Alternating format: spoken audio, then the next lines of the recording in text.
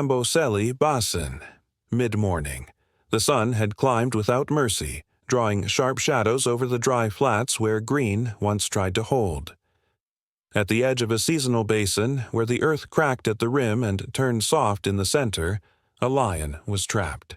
His chest and belly were sunken in thick, black mud. Only his shoulders and head remained free, coated in drying streaks. His body didn't thrash. He didn't roar. He blinked slowly, breath shallow, ribs trembling with each exhale. It was no longer a fight. The struggle had passed. What remained now was the slow weight of exhaustion and the rising heat. If he moved too much, the mud pulled tighter. If he didn't move at all, the sun would dry him where he sank. Kamau spotted him first. The ranger had been crossing the far side of the basin on foot, checking fence lines and looking for signs of elephant movement. The stillness caught his attention, that unnatural stillness a trained eye learns to fear. He saw the eyes first, yellow, rimmed with dried soil, alive, tracking, pleading nothing. Kamau did not approach directly. He circled wide, knowing the earth was deceptive here, solid above, waterlogged below. The lion did not follow him with his head, only with his eyes. That alone said how deep the exhaustion had gone. Kamau lifted his radio, voice steady. He requested support. Ropes, harness, 2 men. He gave the coordinates, then added, "He's alert. But he's done." He crouched near the edge, keeping distance. The lion made one low sound, not a growl, not a warning, just air, pressed from the chest, a noise that meant only one thing. He was still alive, still waiting.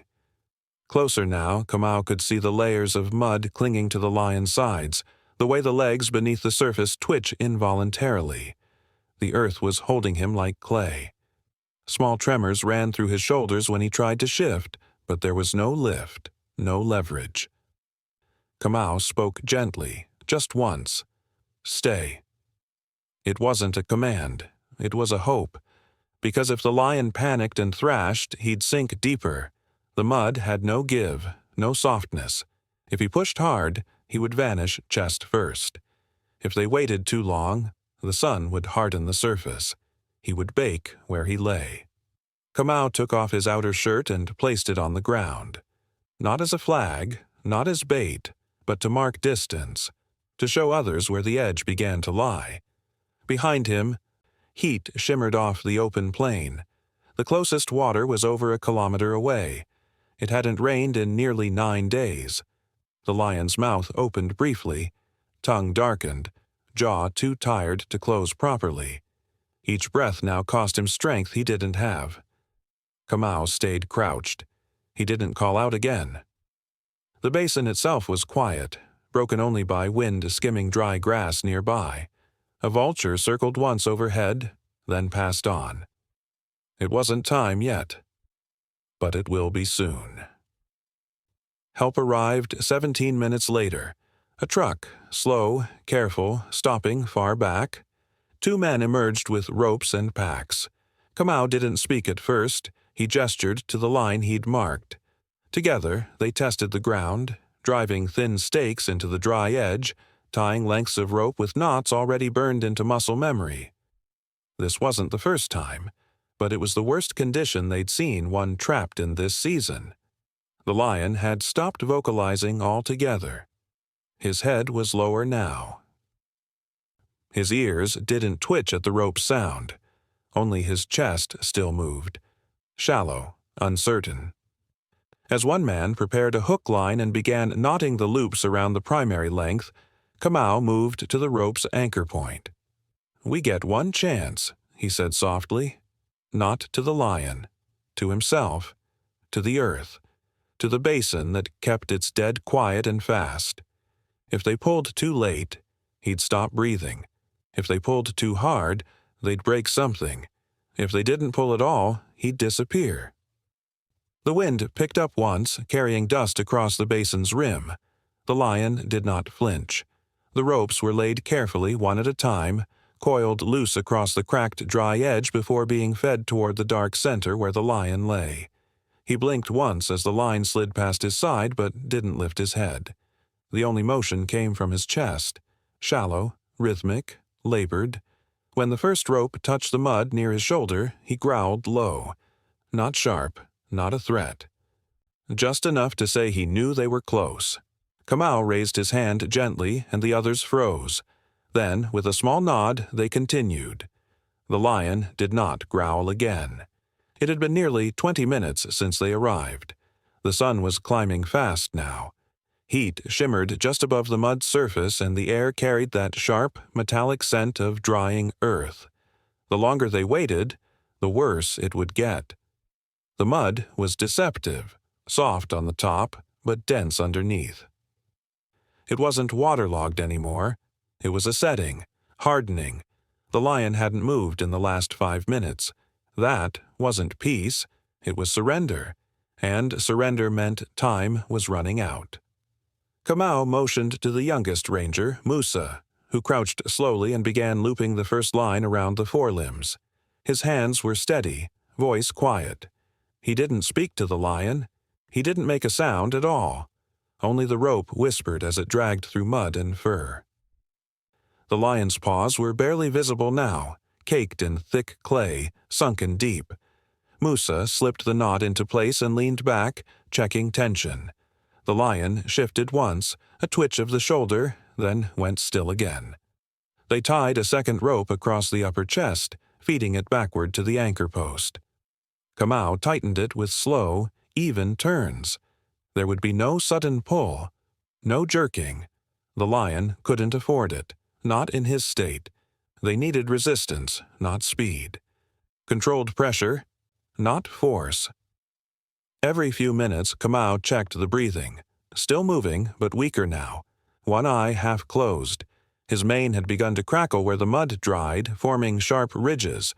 It wasn't pain that would kill him now. It was the weight of the earth pressing down. If they didn't act soon, his lungs would have no room left to rise. The mud was doing what it always did, pulling in and never letting go. "We pull on the third count," Kamau said. Slow, no surge. They braced. 4 men, 2 lines. The rope creaked faintly. Musa kept his hands near the lion's side, eyes steady. The lion didn't react. He hadn't moved in nearly 10 minutes. No growl, no flinch. That meant they were past warnings. He was beyond the urge to fight, beyond the energy to fear. That was dangerous. If he slipped further down, even an inch, they would lose him. Kamau raised his hand. 1. Breath. 2. Pressure shifted across the rope. 3. The pull was slow. The line tightened. Mud clung, tearing in thick, reluctant sheets. The lion's forelimbs moved first, not under his power, but theirs. They strained together, boots dug into the dry rim. Every inch they gained was an inch the mud tried to reclaim. His body dragged forward by only a few centimeters. It was enough. The chest lifted slightly. One paw freed, coated in dark, heavy sludge. Then another. The lion coughed. Not loud, not sharp. Just one broken sound of lungs remembering how to move. They stopped. Let the weight settle. Kamau watched his ribs, still rising, still breathing. They would pull again. But now, they knew he could feel it. The final pull came with a silence broken only by the straining of rope and the soft grunt of boots dragging through sand. The lion's shoulders cleared the edge first, slick and trembling, followed by the slow shift of his chest rising from the earth that had nearly buried it. One foreleg flopped to the side, slick with mud. Then, with one last creaking tug, the body slid forward, heavy and limp, leaving behind a deep trench in the mud. He didn't rise. He didn't try. The lion lay flat on his side, breath pushing hard against the drying paste on his ribs. His eyes remained open. Not wide, just steady, dull with exhaustion. The shape of his body showed what the mud had done. Sunken flanks, stiff limbs, mane matted against a throat that barely moved. Kamau crouched beside him, careful not to crowd. knees brushing dust. He looked into the lion's face and whispered, "You're out." The words weren't loud. They didn't need to be. There was nothing else to say. Musa brought a blanket, folded it once, and placed it near the lion's head for shade. They didn't pour water, not yet. The body needed to settle first. Too fast, and the shock would do more harm than the mud ever could. They let the air work, let the breathing continue. For now, that was the goal, to keep him breathing. Kamau watched for signs of pain, flinching, curling, gritted teeth, but there was none, only stillness. Sometimes that meant safety. Sometimes it meant the last reserve had burned out. Time would tell. But then, as the rangers stood back, something new emerged. From the distance, low and rhythmic, came a sound. Kamau looked up. It wasn't windy, not a branch, not the dry groan of earth or the hiss of distant heat. It was closer than that. A repetition, a kind of soft, guttural pattern carried over the basin. The lion's ear twitched. The sound grew louder, like a call, not urgent, not panicked, but measured, repeating. It was coming from the acacia ridge across the flats, a line of dry trees split by animal paths and shaded rocks. Kamau rose slowly. Musa turned toward it. Both listened. Then, through the shimmer of heat, a shape moved. It was small at first, barely distinct, moving at a trot, head low, tail high. Not a threat, not a charge, but something with purpose. The sound did not stop. If anything, it became steadier, fuller. A lioness. Her stride was not smooth, uneven, with a slight limp on the right hind leg. Her coat was dusted pale, but the darker stripes on her face were clear as she came into view. She didn't roar. She didn't growl. She just kept coming. Kamau stepped to the side. Musa backed away slowly. No one raised a hand. The lioness slowed as she reached the basin's edge. Eyes locked not on the men, but on the one lying still. She made one short chuff, then stood motionless. The injured lion's chest rose again. The lioness made the sound once more. Not a command, not a question, just a note, a mark of recognition. Kamau said nothing. He didn't need to. Whatever had happened before the mud, before the struggle, was not over. And now, it was no longer just a rescue. She didn't approach directly. The lioness circled wide, keeping to the edges of the clearing where the dry grass still held firm underfoot. Her head was low, movements tight and urgent. She stopped every few steps to growl softly. Not the kind of growl that warns, but the kind that fills silence when there's no other way to speak. Her body moved like it was being pulled, not pushed, drawn by something just ahead of her but blocked by uncertainty. She didn't look at the men. Her gaze never left the lion. Kamau raised one hand slowly, signaling for everyone to stay still. No one moved. The lioness made another pass, this time a little closer, tail twitching low. She chuffed once, then twice, soft and deliberate, pausing after each sound. The injured lion didn't respond with movement, but his ears had begun to shift. The wind carried scent now. Recognition was possible. More than that, it was probable. They had been together before this. She paced again, slower, more focused, moving left and then curling toward the edge of the trench he'd been pulled from. Her paw touched a patch of disturbed earth, and she stopped. Her nose lowered. She sniffed once, then looked up, directly toward the lion's body, and let out a longer, steady moan. Not sharp, not distressed, just full. Musa turned toward Kamau. "She knows him," he said quietly. Kamau nodded. The lioness stepped forward now, closer than before, until she stood just beyond the reach of the ropes that still lay slack across the ground. Her shoulders were tense but not lifted in threat. Her eyes moved along the lion's flank, stopping at his shoulder, then again at his ribs. Her nostrils flared, and she crouched slightly, Not to pounce, but to lower herself, to wait. She did not blink. Kamau crouched, careful not to shift dust. "She didn't just find him," he said. "She's been looking." The idea came quietly, but once it settled, it changed everything. This wasn't a coincidence. She knew where he was, had tracked him this far. The calls she'd made in the distance weren't random. They had been answers to something she'd already known. Kamau scanned the ground again. Older prints, overlapping, some dragged, some fast. Not one lion, two. One moving, one struggling. It was possible she had been there when it happened, had seen him fall in, maybe even tried to get him out, and then run. Not away, but for help. Her distance, her sudden arrival, her pattern of pacing. It wasn't fear. It was a calculation, a circle wide enough to stay safe, close enough to stay connected. The lion shifted, only slightly, a twitch in the hind leg. But the lioness caught it. Her head raised a little, ears forward, body frozen in place. She made a short, breathy huff, then another, the kind used between companions separated in thick bushes. Confirmation signals. "I'm here." "You're there." The injured lion lifted his head. It wobbled once, then steadied. He blinked toward her, just once, then laid it down again. It was enough. She stepped forward 3 more paces, still not crossing the rope line, still watching the men. But her body had eased.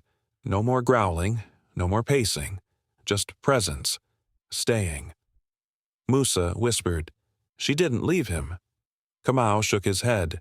"No," he said, "she went to find a way to bring him back." They had rescued one, but now they understood. The other had never stopped trying. The lion's head rose slowly, shaking once before it steadied. His ears flicked, mane crusted with drying mud, eyes dull but open.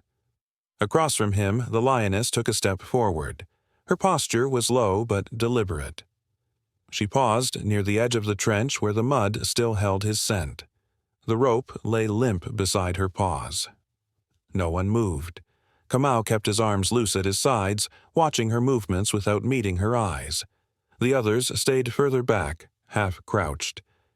Tools laid on the ground. There was nothing more they could do. The lioness sniffed the ground, head tilted to one side. Her breath stirred dust along the rim. She made one low, pulsing sound, not a growl, not a call, just a vibration carried in her chest. The lion blinked again, his head tilted toward her, slowly. The noise between them wasn't loud, it didn't carry far, but the weight of it settled into the basin like smoke. She moved closer. The lion did not flinch, his muscles didn't tense. There was no sign of fear, no guarded posture, just acceptance. The lioness crossed the final distance in 3 slow steps and stood over him, the tips of her front paws brushing his flank.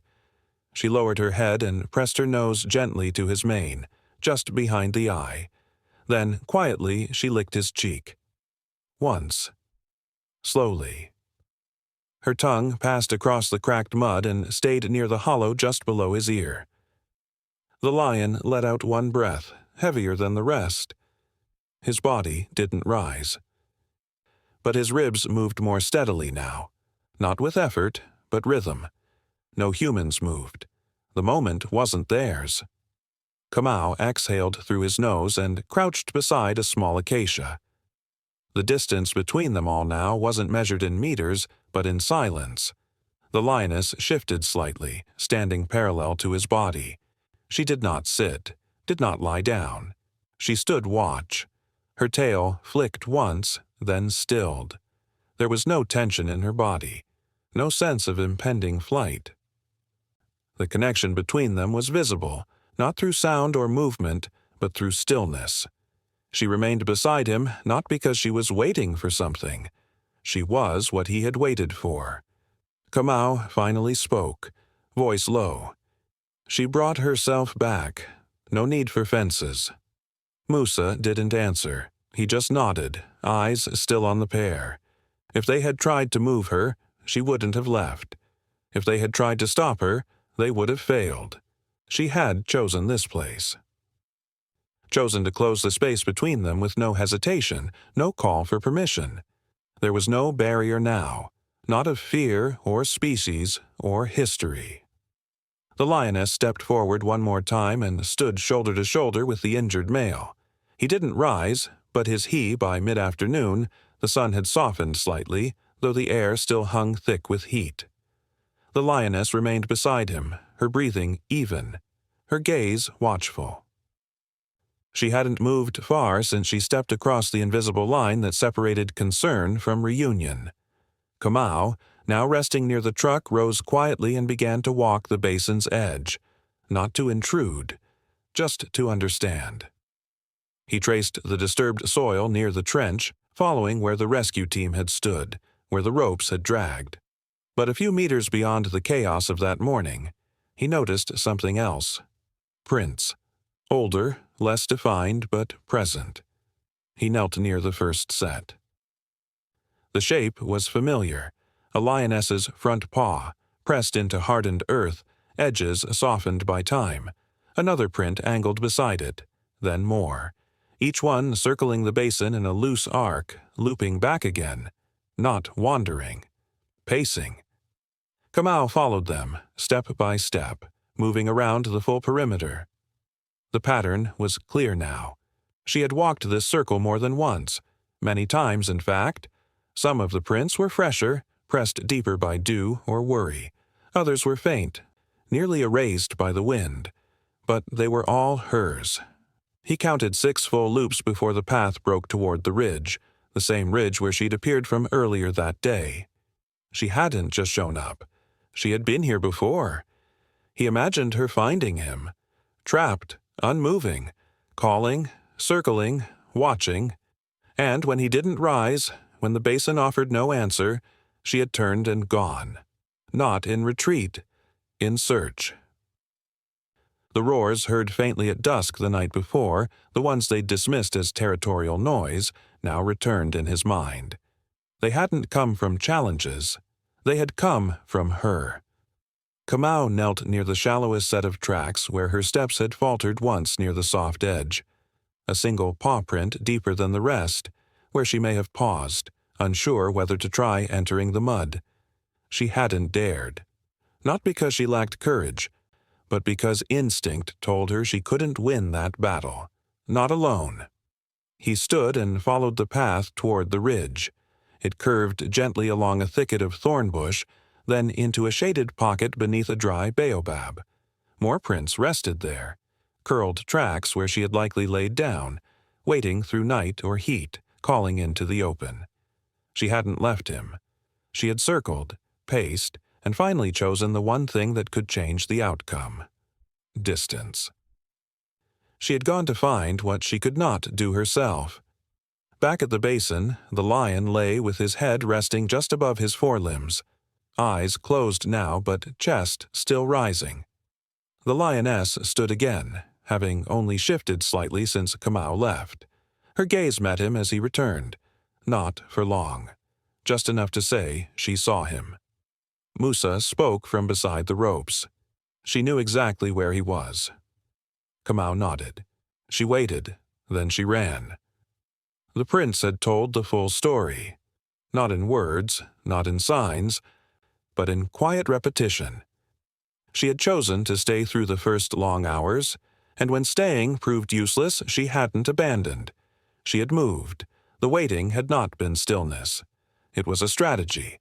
What the lion could not call for, she had answered. What the men thought they'd found, she had already known, and leaned slightly into her side. It was not dominance. It was not affection in the human sense. It was recognition. Whatever had happened before the mud, before the distance, had not broken them. Kamau lowered his eyes. He didn't need to watch anymore.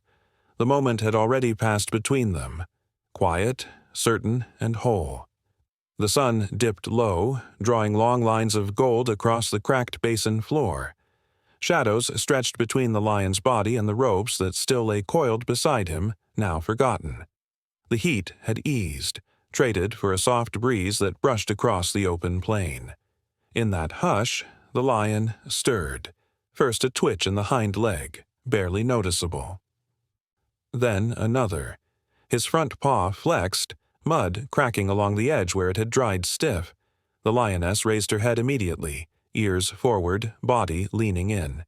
She didn't move, just watched. The lion shifted again, one shoulder rising, then falling. His breath caught, then pushed out, audible in the stillness. He gathered his limbs beneath him, slow and unsure, as though remembering how the ground once held him. His legs quivered as he lifted his front half, wobbling at the elbows. His rear legs dragged slightly behind, caked with drying earth. The lioness stepped beside him, closing the small gap between their bodies.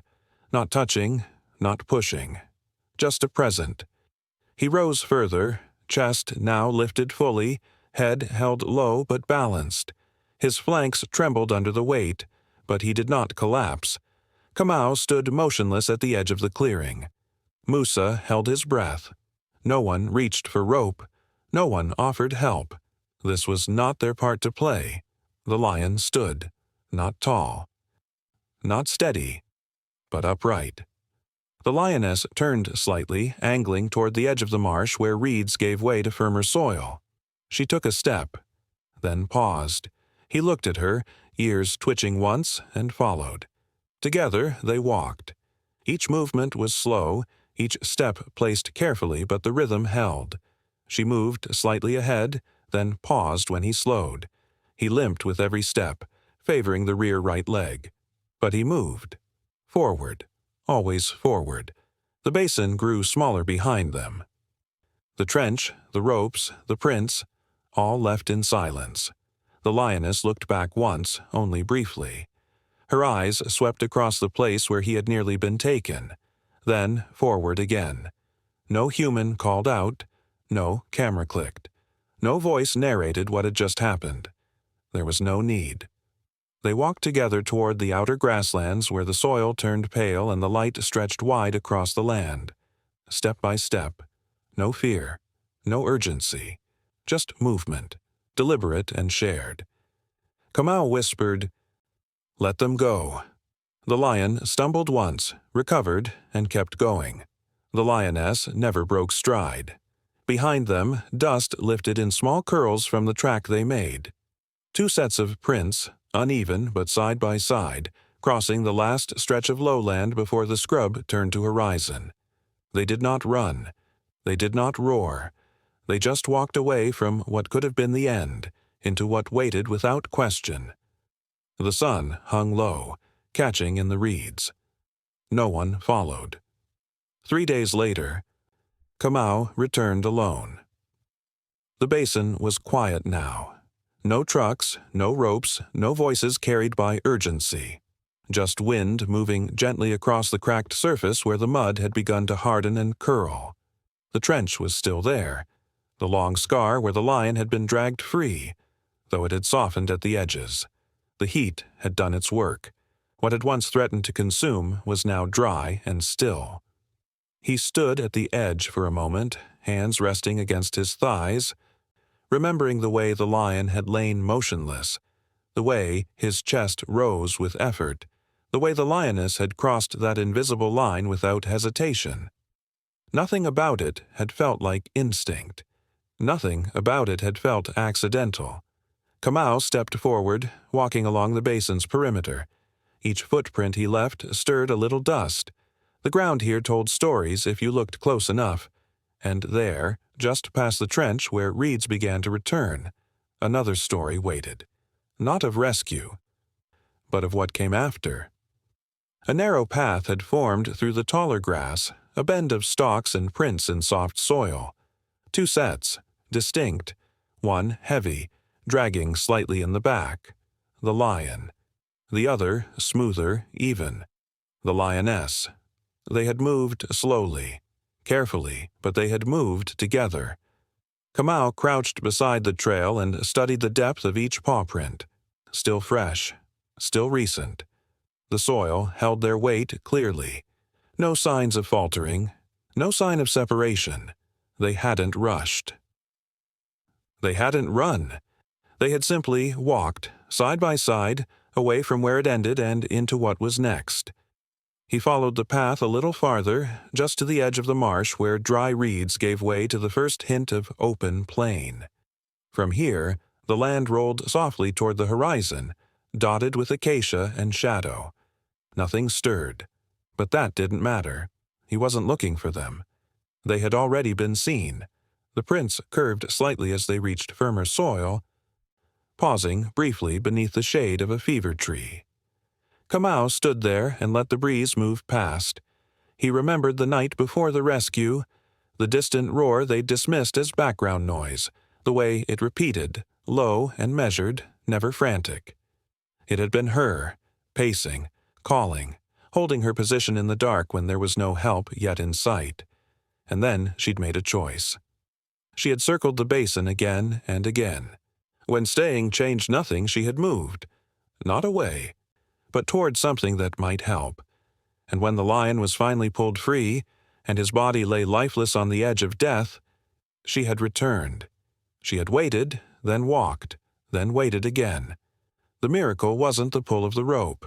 It wasn't the precision of the knots or the steadiness of the hands. It wasn't even the breath that came back when they thought it was gone. The miracle was that she stayed. She had stayed when there was nothing left to stay for. She had gone when going might bring something back. She had returned when silence told her the time was right. And he, half buried, breath shallow, body sinking, had waited too. For her, not out of decision, but because there was nothing else left to wait for. Kamau turned back toward the basin, now distant behind him. The trench had already begun to fade. Wind and time would erase the rest. But that path, the one through the reeds, would hold a little longer. A trail made not by panic or flight, but by patience, by something wordless that passed between two lions without roar or display. The basin was quiet, but it wasn't empty. It revealed something, not just danger, not just survival, but a choice made by one in a moment when the other could not choose. Kamau stood still as the sun slipped lower, drawing light across the reeds in soft bands. Grass swayed where their prints passed through. And somewhere beyond that, in the tall silence of the open plain, two lions walked, one step at a time, never apart. The wind moved again, and for a moment it carried no sound at all.